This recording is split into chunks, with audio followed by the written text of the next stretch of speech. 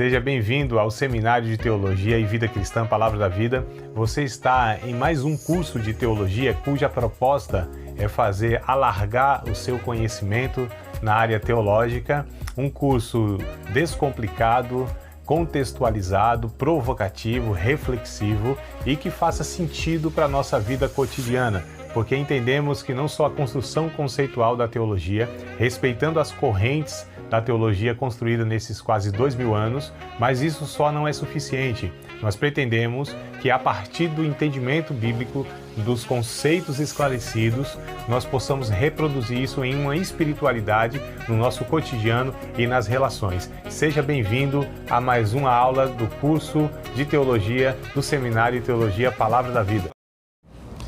Eu peço que vocês abram a Bíblia, e deixem o caderno aberto aí para fazer as anotações também.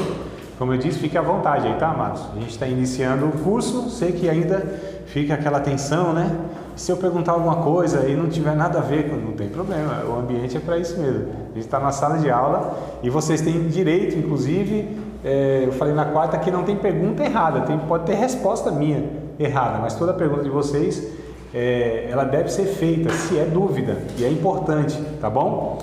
Mas nós vamos começar nosso curso e nossa matéria hoje, e a aula de hoje, a gente vai abordar sobre algumas características da Bíblia. Então, o título da matéria é Bibliologia. Bibliologia é o título da matéria. Esse título, esse termo, tem origem na língua grega e significa estudo do livro. Logia, tudo que aparecer de logia, eclesiologia, cristologia, paracletologia, escatologia, tudo que é logia é estudo, tratado, palavra, estudo. Biblos, então, é livro, então estudo do livro, mas que livro? Da Bíblia, que não é um livro, é uma coleção de 66 livros, pelo menos na nossa divisão, Eu digo na nossa porque os judeus eles dividem de uma forma diferente. Então ela é escrita em hebraico, são duas línguas, majoritariamente em duas línguas, o hebraico, o Antigo Testamento e o Novo Testamento em língua grega. O Antigo Testamento tem um dialeto, a gente nem considera uma língua em si. Estou falando na questão do escrito, não que não é uma língua diferente do hebraico, que é o aramaico.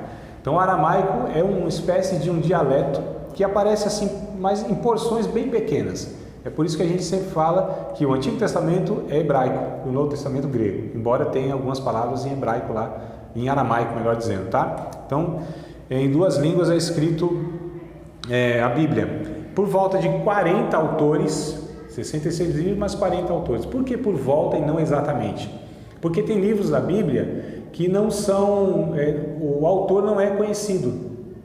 Reis, Samuel, Crônicas, Hebreus, Novo Testamento, por exemplo, a gente não tem a certeza, então é por volta de 40. Os 40 são, de fato, identificados, tá? E outros, Salmo, por exemplo, tem alguns salmos que são anônimos, a gente não sabe. E o Salmo é uma coleção também, O Salmo é mais ou menos como quem é da Assembleia, é a harpa cristã, é o cantor cristão, é o inário, sei lá, é o que se usa por aí para cantar na igreja. Então os salmos eram as músicas cantadas pelos judeus e tem diversos salmos. Tem o salmo mais antigo que é o Salmo 90, Salmo de Moisés.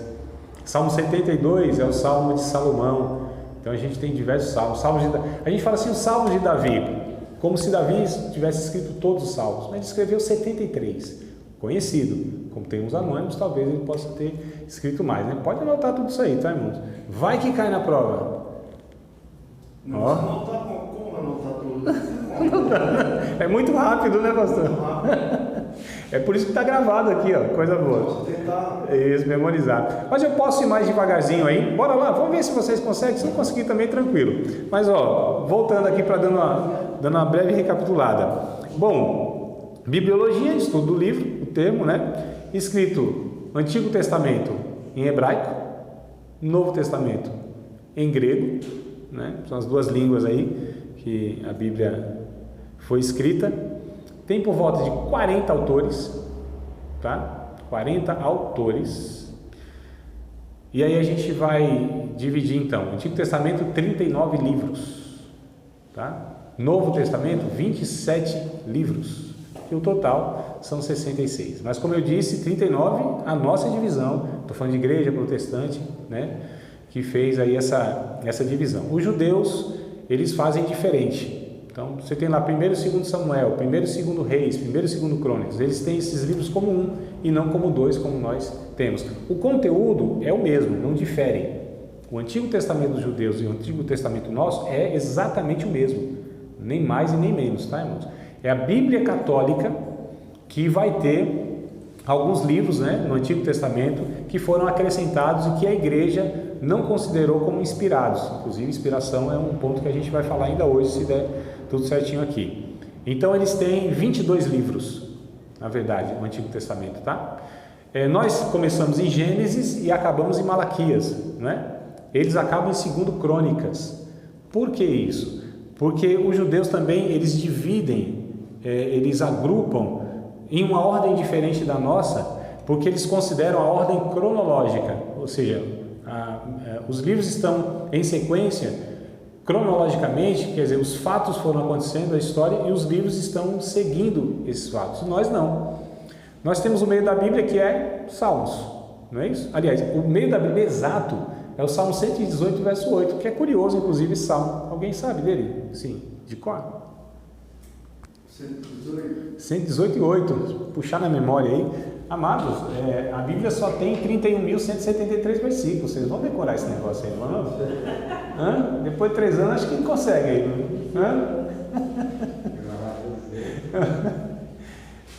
Salmo 118, verso 8, né? É melhor confiar em Deus, melhor confiar no Senhor, do que confiar no homem. Olha que coisa interessante. Você pega os 31.173 e aí divide, né, exatamente vai dar, ou aproximado, né, como é um número ímpar, né, acho que não tem como dar exatamente, mas pegaram aí, dividiram e deu um Salmo 118, versículo de número 8, tá? Então a gente vê aí o meio da Bíblia onde fica.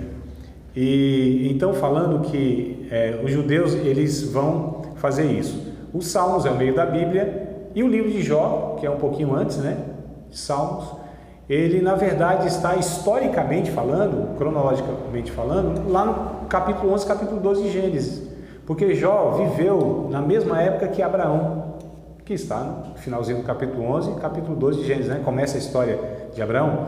Então Jó é contemporâneo de Abraão, mas o livro de Jó está quase no meio da Bíblia.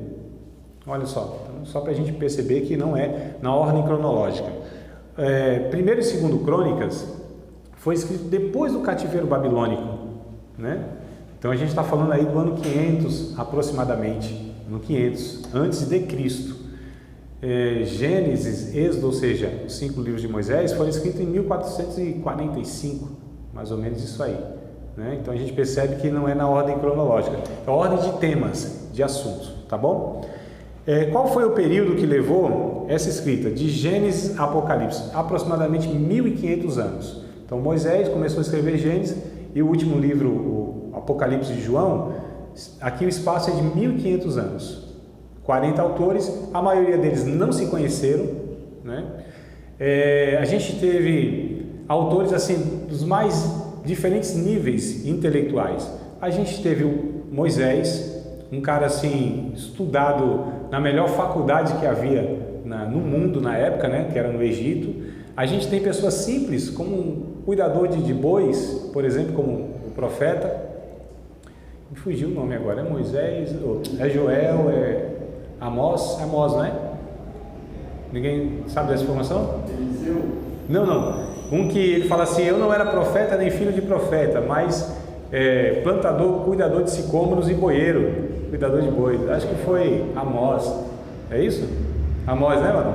Obrigado aí. Amós. A gente tem lá o Lucas, que foi um médico, também intelectualmente falando, né, uma pessoa destacada. A gente tem Pedro, um analfabeto, na minha terra de Mobral, né? O cara assim muito... Tanto é que quem escreve as epístolas de Pedro não é Pedro, é o Marcos, que escreveu o Evangelho de Marcos. Escreve, eu digo assim, ele foi, a gente chama de amanuense, né? É o cara que escreve, mais Pedro ditando. Então ele é falado em Atos que ele, Pedro, é um cara indouto, sem instrução. A gente tem um Paulo que escreve pelo menos as 3 epístolas, Novo Testamento, e ele é um cara assim, culturalmente fantástico, da sua época, era um dos maiores intelectuais que tinha no mundo, só para a gente entender, poliglota, né? A pessoa também muito estudada. Então a gente percebe, amados, que a Bíblia ela tem uma diversidade absurda, enorme, e ela é harmônica, ou seja, não há contradição na Bíblia, tá bom? A gente então vai falar das duas propriedades da Bíblia, que é a inerrância e a infalibilidade. Olha a palavra, ela é inerrante, ela é infalível, ela não tem erros e não falha. Duas propriedades, pode anotar assim, a Bíblia tem duas propriedades, ela é inerrante e ela é infalível. O que isso quer dizer? Ela é inerrante, inerrante, né? Não tem erros, não contém erros. Inerrante, não tem erros, tá? E ela é infalível, ela também não falha. Então, o que quer dizer isso? Que ela não tem erros, ela não tem contradições doutrinárias. Quando a gente lê Antigo Testamento, quando a gente lê Novo Testamento, quando a gente lê os 66 livros, nós não vamos achar contradições de doutrina, de ensino nesses livros. Por quê? Mesmo esses homens sendo de culturas diferentes, épocas diferentes, muitos deles não se conheceram e nem conheciam o escrito, né? Alguns não conheciam o escrito dos outros. Mas por que não há erro? Porque a Bíblia tem diversos escritores, mas só tem um autor, que é Deus. Tá? A Bíblia ela é produzida, ela é gerada pelo Espírito Santo através desses homens. E a gente chama isso, inclusive, de inspiração, que daqui a pouco eu vou detalhar mais para vocês, tá? Mas ela é inerrante, não tem erros doutrinários. Ela é infalível, não tem uma profecia sequer das Escrituras Sagradas que tenha falhado. Não tem, os homens falham aí, né? Umas conversas aí que assim diz o Senhor e Deus não está falando coisa nenhuma. Aí você vai ver, não tem nada a ver com Deus e não se cumpre porque não é de Deus. Mas quando Deus fala, e a profecia que não falha, são as Escrituras Sagradas. Não tem como errar, irmãos. Só pregar a Bíblia. É só falar aquilo que a Bíblia diz, está tudo certo, né? E é interessante que há muitas evidências, por exemplo, quando a gente pega Isaías vai ter um texto que Deus vai dizer que haveria um rei chamado Ciro, que seria inclusive servo de Deus, no sentido que Deus ia usá-lo para favorecer o seu povo. Agora, interessante é que isso foi 100 e tantos anos antes. O homem não existia, o império que ele seria rei não existia, que eram os medos e os persas. Percebam, amados? Isso aqui é profecia. Isso aqui sim é uma revelação de Deus. O próprio Deus, existem linguagens, né, que a gente vai aprender na Bíblia, figurada, literal, simbólica, metafórica, enfim.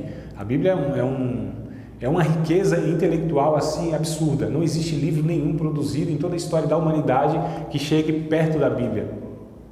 É uma fonte assim impressionante, uma riqueza intelectual absurda, histórica, traz relatos históricos, relatos culturais, e além de tudo isso é a revelação de Deus. É Deus se comunicando conosco, amados. E a pergunta, né, que muitos fazem, aliás, não é nem pergunta, né?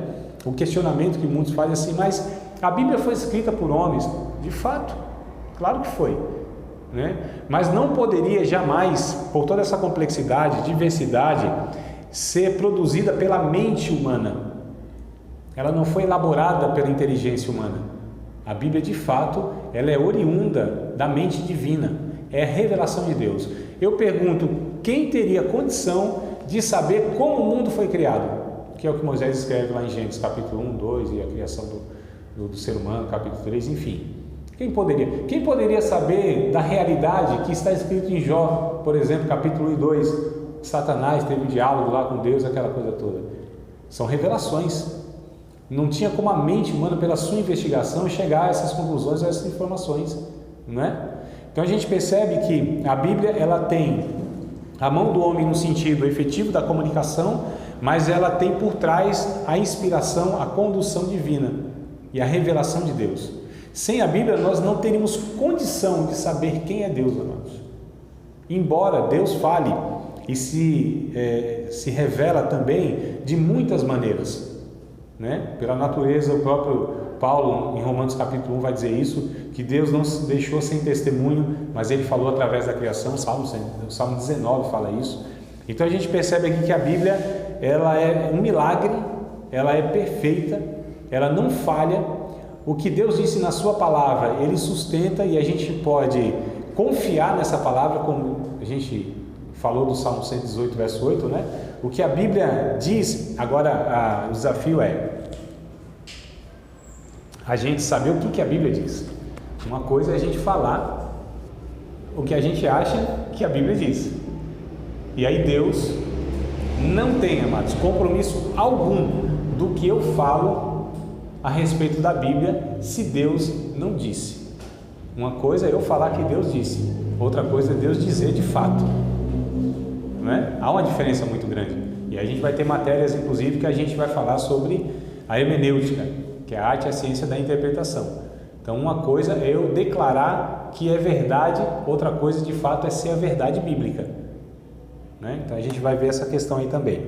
Bom, eu anotei para vocês aqui, ó, a gente fala hoje sobre as 4 funções da Bíblia. Bora lá ler o texto de 2 Timóteo, capítulo de número 3, versos 16 e 17. 2 Timóteo, capítulo 3, versículos de número 16 e 17. A Bíblia ela tem 4 funções. Se vocês quiserem anotar, anotem assim. A Bíblia tem 4 funções.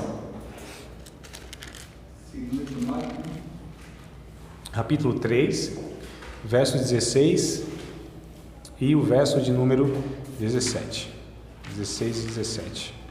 2 Timóteo. Depois a gente vai voltar, inclusive, nesse texto aí para abordar outro ponto. Então, a Bíblia tem 4 funções. Podem anotar aí. Primeira, pedagógica. Pedagógica. Primeira função, pedagógica. Segunda função, diagnóstica. Terceira função, vamos lá. pedagógica, segunda, Diagnóstica. Diagnóstica, né? O diagnóstico que o médico dá quando a gente vai consultá-lo é o diagnóstico. Então, primeira, pedagógica. Segunda, função diagnóstica. A terceira função, terapêutica. Terapêutica. E a quarta função, prática. a quarta, Prática. Então, recapitulando, primeira função pedagógica, segunda função diagnóstica, terceira função terapêutica e quarta função prática. E a gente lê agora o 2 Timóteo 3, verso número 16 e 17, e a gente vê isso claramente. Diz assim, ó: toda a escritura divinamente inspirada é proveitosa para ensinar, para redarguir, para corrigir, para instruir em justiça, para que o homem de Deus seja perfeito e perfeitamente instruído para toda boa obra. Está vendo só como a gente viu aqui que ela é pedagógica, que ela é diagnóstica, que ela é terapêutica e que ela é prática? Só pela leitura aqui a gente já identificou, né? Ou não, né, irmão? Essas palavras não aparecem aqui. É por isso que se faz esse sábio estudo, né? Que é para a gente ir traduzindo, trazendo essas expressões. Então, quando eu falo que a Bíblia ela tem a função pedagógica, está aqui, ó, no verso 16. Toda escritura divinamente inspirada é proveitosa para ensinar. Isso aqui é a função pedagógica, tá? Função pedagógica no texto aqui do capítulo 3, verso 16 é ensinar. Então a Bíblia tem a função do ensino, da instrução. Ela nos educa ou ela nos reeduca, não só na questão intelectual. Eu estou falando no reaprendizado de ser humano. Então a Bíblia nos ensina o que é, como o ser humano deve viver. Quem é o ser humano? Aliás, primeiro nem é como a ordem não seria o ser humano em si. A Bíblia ela vai falar a respeito do Criador, que é o parâmetro maior que nós temos, não é? Vai falar de Deus. Mas a Bíblia não pretende provar a existência de Deus. Ela não tem essa preocupação. Porque quem se relaciona com a Bíblia já tem o pressuposto que Deus é uma realidade. O Gênesis capítulo 1, verso 1, por exemplo, não começa: olha, havia um Criador antes que as coisas existissem, que era uma realidade, um ser inteligente, que tinha todo o poder, e ele decidiu criar, está por trás de tudo isso. Não começa assim, né? Gênesis 1:1, criou Deus os céus e a terra, ponto. Não pretende provar a existência de Deus, porque quem se relaciona com a Bíblia já se relaciona com Deus. antes mesmo de se relacionar com a Bíblia. Agora nós precisamos compreender a Bíblia porque Deus deixou a Bíblia como uma revelação de quem Ele era. Sabendo quem Deus é o maior parâmetro que nós temos para todas as coisas.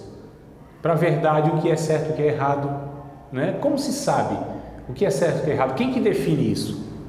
Quem é o parâmetro para falar isso aqui é certo e isso aqui é errado? Tanto é o questionamento que a gente tem nessa geração pós-moderna, é que verdade, será que existe? É relativo. Absoluto, as pessoas já não acreditam mais. Fala assim, a tua verdade, a minha verdade. Quem é que determina esse negócio? Não é isso que a gente ouve muitas vezes? É a tua verdade. Quem disse que a tua verdade é verdade? Quem disse que o teu Deus é verdadeiro? A tua religião é verdadeira? Eu creio na minha, eu tenho minha crença. Não são essas questões que a gente ouve, irmãos? Só que essas pessoas que acham que não tem absoluto, a gente precisa perguntar para elas, você tem certeza disso? Você tem certeza absoluta desse seu pensamento? Então já se desmonta essa ideia, né, irmãos? Tem como? Lógico que tem absolutos, claro que tem. Então a gente percebe que, primeiro, a Bíblia vai falar quem é Deus. Sabemos quem é Deus pela revelação. Agora nós vamos saber a criação de Deus, que somos nós.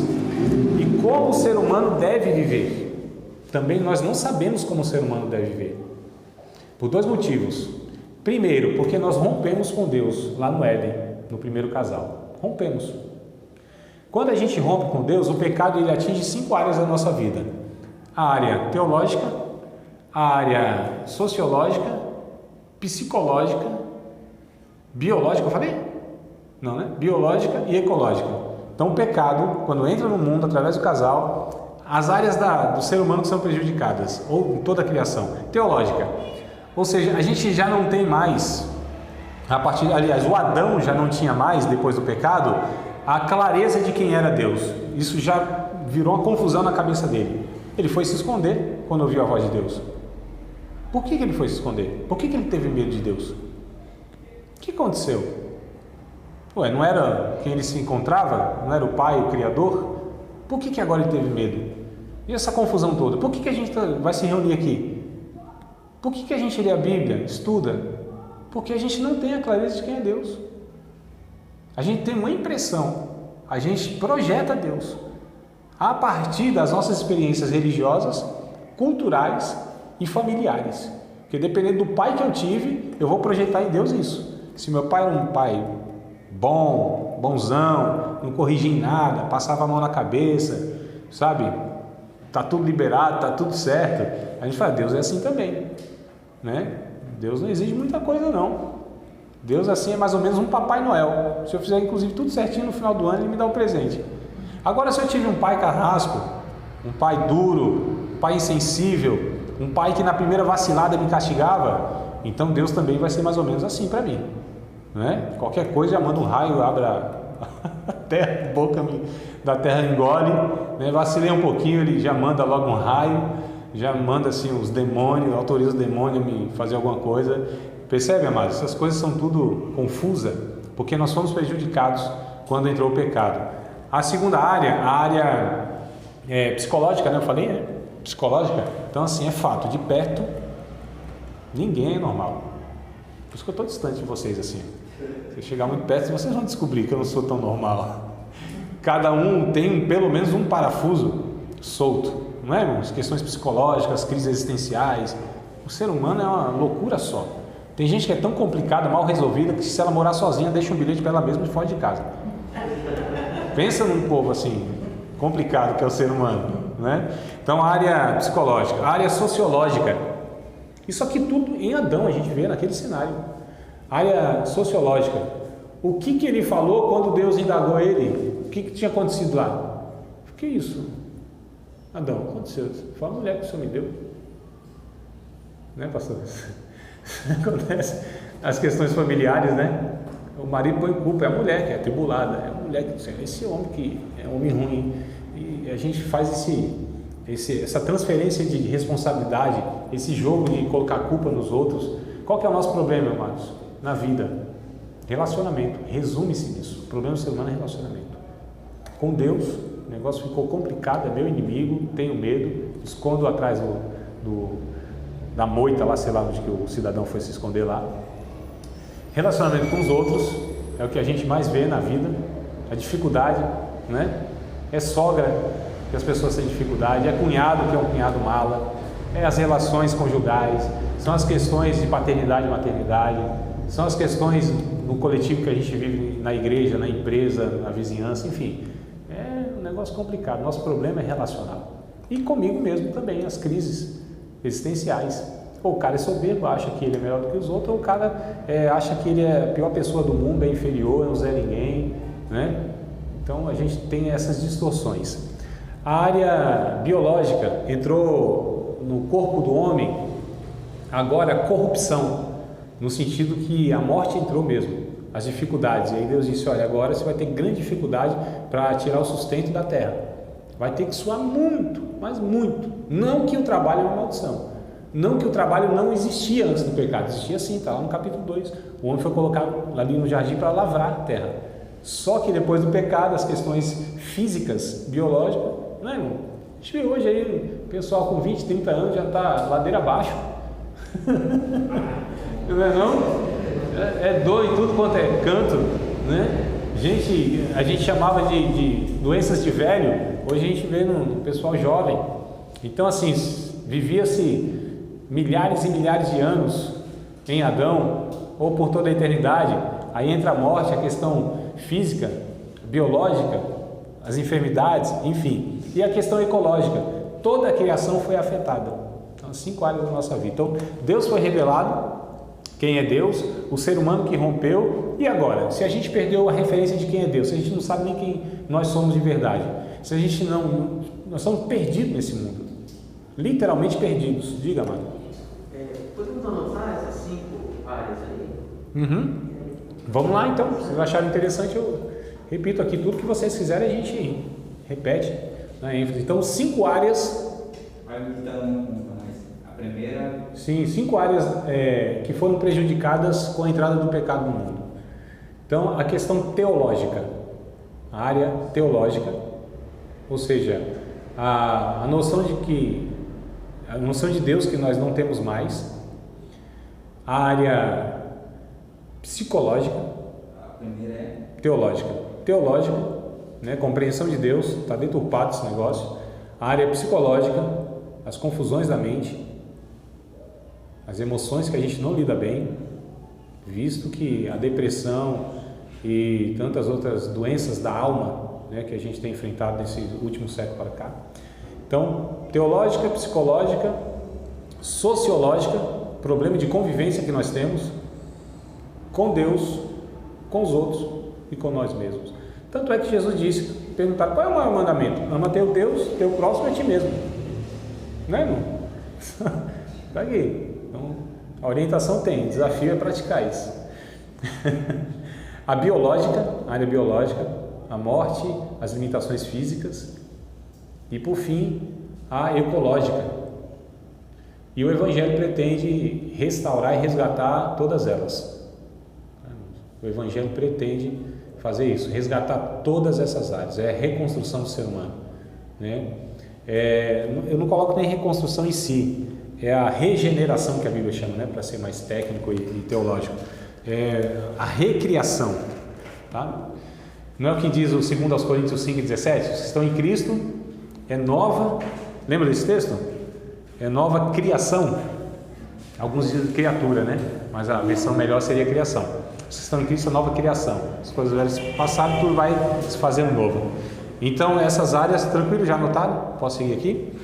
Então, essas são as funções, quer dizer, só a primeira que eu disse, pedagógica, ensino, a diagnóstica, está aqui no verso de número 16, proveitosa para ensinar e para redarguir. Redarguir, ela é a função diagnóstica.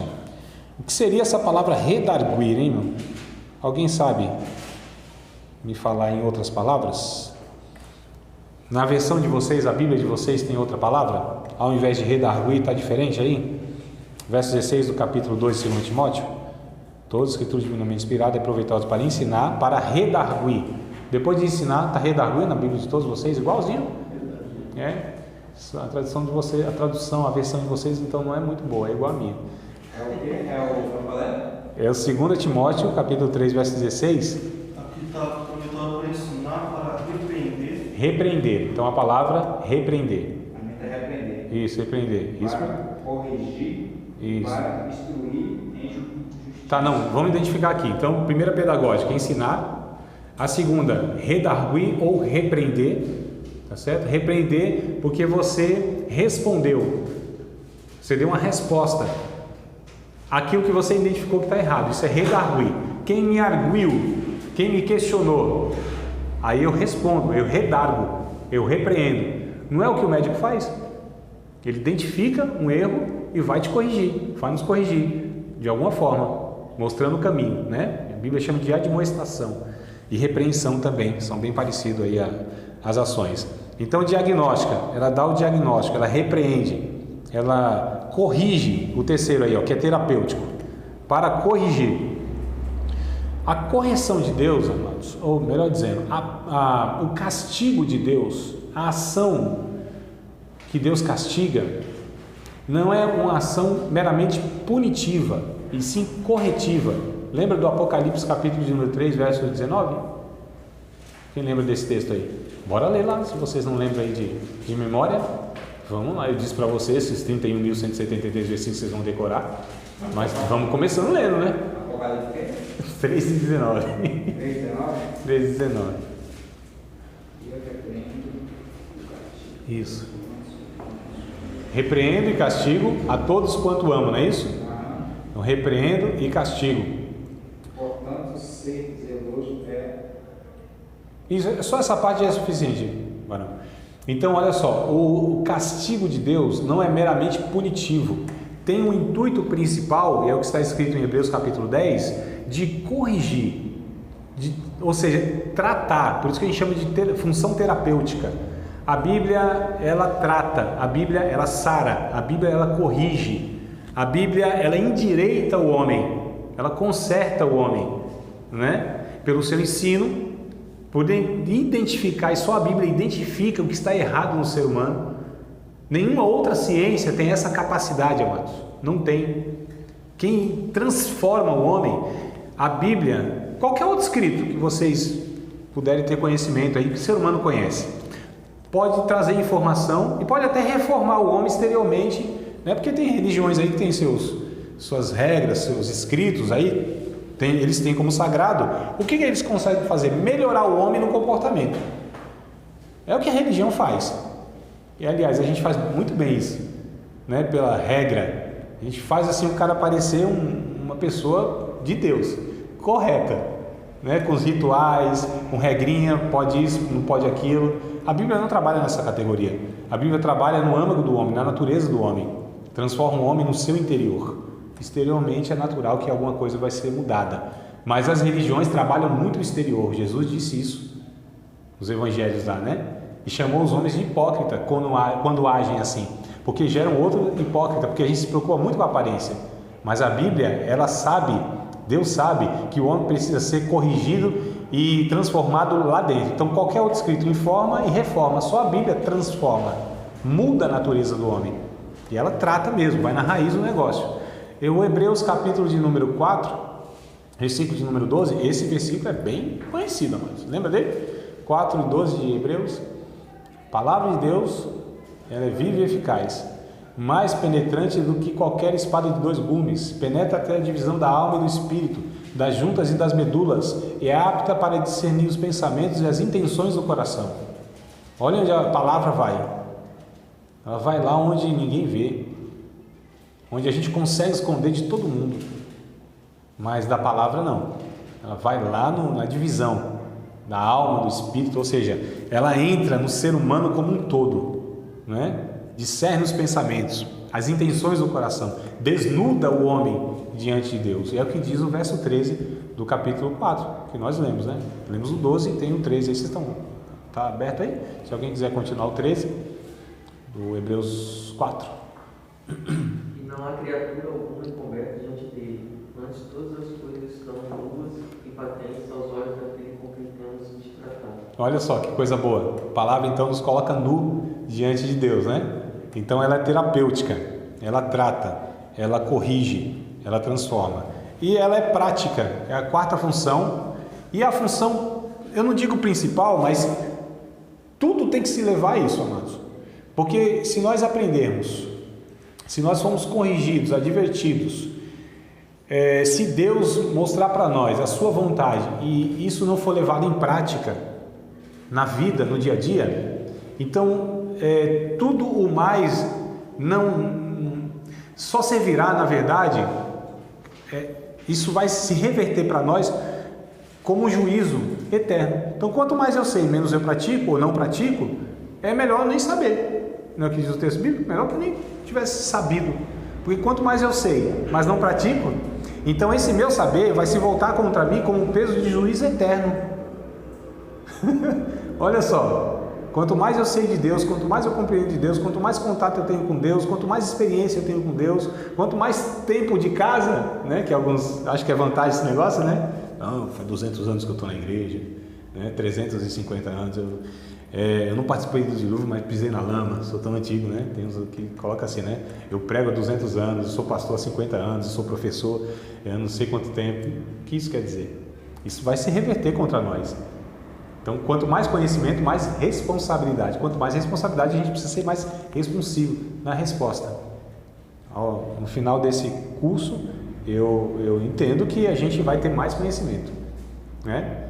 Então isso, na verdade, vai nos tornar mais responsáveis diante de Deus e diante das outras pessoas. Então seria melhor nem fazer o curso? Não, também não. Não faça isso não. Porque a ignorância nunca é vantagem. A gente erra na ignorância. Errando na ignorância, nós também teremos uma parcela de responsabilidade, né? Então o conhecimento bíblico adequado vai nos dar recursos para a gente praticar. Então, a última função é a prática, é o que está escrito aqui no finalzinho do 16 e o 17, ó. Para instruir em justiça, para que o homem de Deus seja perfeito. A palavra perfeito aqui entenda como maduro, tá, irmãos? Maduro, perfeito e perfeitamente instruído para toda boa obra. Então, as 4 funções da Bíblia, a gente vê aqui que ela tem. Então, a gente vai estudar a Bíblia, suas origens, os autores, como ela foi formada, os materiais e uma série de outras coisas, mas com a única finalidade, para que a gente conheça Deus e a partir de conhecendo Deus, a gente possa saber a vontade de Deus para a nossa vida. E aí, pelo conhecimento da Bíblia, a gente vai ter condição de identificar tudo isso. Tudo bem, amados? Podemos seguir aqui? É dividida nas categorias, né, a Bíblia, lei, profetas e escritos. Vamos ler o texto de Lucas, capítulo 24? A Bíblia tem algumas divisões, né? Os judeus fazem de uma forma e nós fazemos de outra. Lucas é outra, mas não que é outra só com... Porque a gente tem o Novo Testamento, né? E a gente tem um olhar para o Antigo Testamento a partir do Novo Testamento. Como o judeu não considera o Novo Testamento como escrito sagrado, como revelação de Deus, então eles vão lidar diferentemente de nós com o Antigo Testamento. Para eles o Antigo Testamento é a palavra de Deus, os profetas, a lei, né, e os escritos. Eles chamam de Tanakh, né? Torá, Navim, Ketuvim. Torá, lei, Navim, profetas e Ketuvim, escritos. Então eles dividem assim: lei, profetas e escritos. A gente vê em Lucas capítulo 24, Jesus trazendo essa informação, quando ele disse da seguinte forma aqui, ó, capítulo 24, verso de número 44, 24, 44 de Lucas. E disse-lhes: são estas as palavras que vos disse, estando ainda convosco. Convinha que se cumprisse tudo o que de mim estava escrito na lei de Moisés, né? Nos profetas e nos salmos, ou nos escritos. Tá? Que nós dividimos diferente, mas é isso aqui também. Como é a nossa divisão, amados? Então, se vocês quiserem anotar, a dos judeus é profetas, lei, profetas e escritos, tá? É assim que eles dividem. Como nós dividimos? Lei, 5 livros de Moisés, né? De Gênesis. Oi? Os judeus eles dividem lei, profetas e escritos. Lei, os 5 livros de Moisés, Gênesis a Deuteronômio, né? Profetas, todos... não, é melhor eu falar do que são os escritos, porque a gente elimina, né? É mais fácil. O que são os escritos? A gente chama de, Jesus disse salmos, tá? Salmos, que é mais um livro poético, né? Nós damos essa designação livros poéticos, eles só chamam de salmos, tá? Então eles dividem. Então assim, o que não é salmo, livro poético, o resto tudo é profeta. Acho que é mais fácil assim. É igual falar assim, irmãos, o reino dividido, ele ficou 2 tribos para um lado e 10 para o outro. Não é difícil a gente decorar as 10. Decora só as 2, Judá e Benjamim, e o resto é reino do norte. A gente vai eliminando assim, né? Então vamos lá. Os judeus, eles dividem em 3 partes, então, segundo Lucas 24:44, e nós, os cristãos protestantes, dividimos em profetas maiores. Profetas maiores. Eu coloco depois no grupo para vocês detalhado lá, tá? Talvez aqui eu não lembre exatamente. Profetas maiores, que é de Isaías a Daniel, né? Então, Isaías, Jeremias, Ezequiel e Daniel. Esses 4 aqui são profetas maiores. Por que profetas maiores? Será que eles tinham assim, uns 12,5 metros, parecido com o jogador da NBA? Por que são designados profetas maiores? Pela importância das profecias? Também não. Por que são designados profetas maiores? Porque o volume que eles escreveram era maior, volume mesmo, escrita, né? Aí você fala assim, mas André, eu estou lembrando aqui que Daniel tem 12 capítulos, Zacarias tem 14. Por que Zacarias não é maior e Daniel é? Porque quando a gente pega 12 capítulos de Daniel e a gente pega os 14 capítulos de Zacarias, por exemplo, mesmo assim Daniel ainda tem um volume de escrita maior. Você pega um capítulo, é só para dar não é nem um exemplo assertivo, tá? Mas você pega, por exemplo, um capítulo de Daniel. Você tem lá 60 versículos, por exemplo, né? Você pega um de Zacarias, 20 versículos. Então não é porque tem mais capítulo, né, em números de capítulo, que o volume é maior do que o outro que tem menos capítulo, entenderam? Tranquilo? Então eles são profetas maiores por conta disso, volume, esse é o critério. Profetas menores, aí ficou fácil, né? Porque tem menos. Ô, irmão, mas tá difícil da gente decorar os profetas, os menores. Então faz isso, os 4 são maiores e o resto menor. 1,50 m para baixo. Tá bom? Mas brincadeiras à parte, é de Oséias a Malaquias, tá? Então os maiores de Isaías a Daniel, os menores de Oséias a Malaquias. Aí a gente divide em livros históricos, que vai de Josué até Esther. De Josué a Esther. Tá? Aí são 12 de Josué até o livro de Esther. A gente chama de livros históricos, porque eles narram a história, né? A história, esse período de séculos e séculos da história de Israel. Então Josué, Juízes, Ruth, 1º e 2º Samuel, 1º e 2º Reis, 1º e 2º Crônicas, Neemias, Esdras, até Esther, chamado de livros históricos, tá? Livros poéticos. A gente divide em livros poéticos. A linguagem é poética, não é literal, né? Que vai de Jó até Cantares. Jó, Salmos, Provérbios, Eclesiastes e Cantares. Então são 5, é isso, né? A linguagem é poética, não é literal, tá? Então esses 5 livros aí a gente chama de livros poéticos. A nossa Bíblia está nessa sequência que está dizendo? Sim, eu só cometi um erro aqui. Não, o livro de Moisés eu falei, né? Que é lei, né? Falei?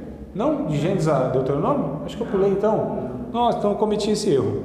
Então a gente divide em lei. É que eu falei do judeu, eu acabei pulando. De Jó a Cantares, Salomão. De Jó a Cantares.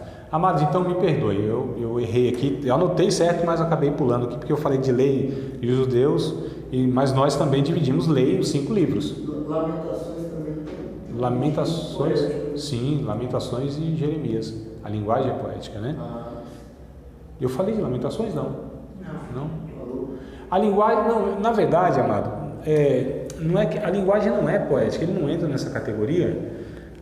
É considerado como profeta mesmo, né? Que foi escrito pelo Ezequiel. Mas aí também é divergente, né? Estou colocando aqui a minha opinião, né? Tem alguns que de fato eles vão falar não é poético. Eu estou colocando aqui que não é poético. Que diferença vai fazer, André? É só uma questão mesmo de colocação. né? Não tem, mas não tem essa linguagem poética como tem os outros. Não tem como tem Jó, como tem o Eclesiástico, como tem o Cantares. Não tem essa densidade. Pode ter lá alguns trechos que tem uma linguagem poética, como quase todos os livros têm, né? Você pega o livro de Isaías, que é profeta maior, você tem lá uma linguagem poética. O que é uma linguagem poética? As árvores batem palma. Isso é literal? Não, né, irmão? Não tem como, né? Os outeiros, que são os montes, pulam de alegria. Ninguém viu nenhuma pedrinha pulando aí, por mais alegre que estivesse, com seu Criador mandando uma chuvinha para refrescá-la, né? Então percebe que os livros, ele tem suas linguagens diferentes, mas ele é caracterizado, né? Pelo aquilo que ele é na sua estrutura maior, tá? Então Lamentações acho que não entra mesmo não, essa questão aí. Mas deixa eu corrigir o meu erro aqui. Então Lei, 5 livros de Moisés, Gênesis, Apocalipse, né? Aí vem, na sequência que você perguntou, não foi, Varão? A sequência, né? Então a sequência é Lei, 5 livros, de Gênesis a Deuteronômio, históricos de Josué a Esther, né? Aí Josué a Esther. Aí vem aí os poéticos. É porque na Bíblia não está essa ordem exata. Não tem como, eu não vou conseguir mesmo.